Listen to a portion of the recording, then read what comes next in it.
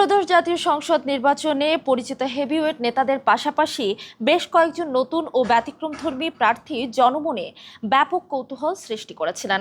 নির্বাচনের প্রচার চলাকালীন সামাজিক যোগাযোগ মাধ্যম থেকে শুরু করে রাজপথে সবখানেই তারাই ছিলেন আলোচনার তুঙ্গে। তবে ভোটারদের চূড়ান্ত হিসাবে দেখা গেছে ভিন্ন চিত্র। জনমনে সাড়া ফেললেও ব্যালট বাক্সে তাদের অনেকেই সুবিধা করতে পারেননি। প্রাথমিক ফলাফল বিশ্লেষণে দেখা যাচ্ছে আলোচিত এসব প্রার্থীদের বড় অংশই পরাজিত হয়েছেন। সামাজিক যোগাযোগ মাধ্যমে সবচেয়ে বেশি আলোচনায় ছিলেন 11 দলীয় নির্বাচনী ঐক্যের প্রার্থী নাসির উদ্দিন পাটোয়ারি।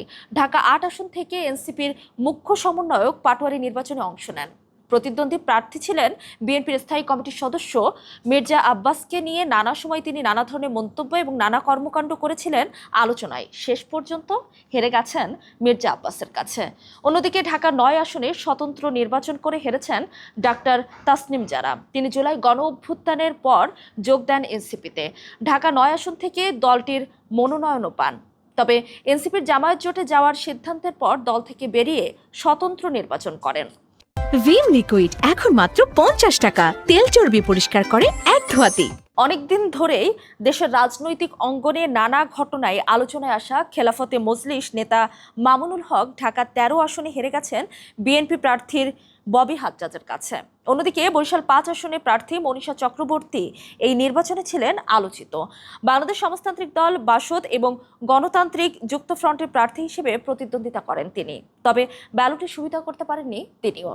অন্যদিকে খুলনা 5 আসনে হেরে গেছেন জামায়াত ইসলামীর সেক্রেটারি জেনারেল মিয়া গোলাম পরোয়ারের চেয়ে 2702 ভোট বেশি পেয়ে জয়লাভ করেছেন বিএনপির প্রার্থী মোহাম্মদ আলী আসগার লবি। জামাত ইসলামের প্রার্থী, কিন্তু তিনি সনাতন ধর্মের অনুসারী। এই পরিচয়ই এবারের নির্বাচনে আলোচিত করেছে খুলনা 1 আসনের কৃষ্ণ নন্দীকে।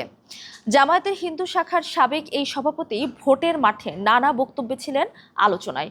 তবে ব্যালটে সুবিধা করে উঠতে পারেননি। খুলনা 6টি আসনের মধ্যে সবচেয়ে বড় ব্যবধানে হেরেছেন তিনি। এনসিপির উত্তরাঞ্চলের মুখ্য সংগঠক এবং 11 দলীয় জোটের প্রার্থী সার্জিস আলমও পঞ্চগড় 1 আসনে পরাজিত হয়েছেন।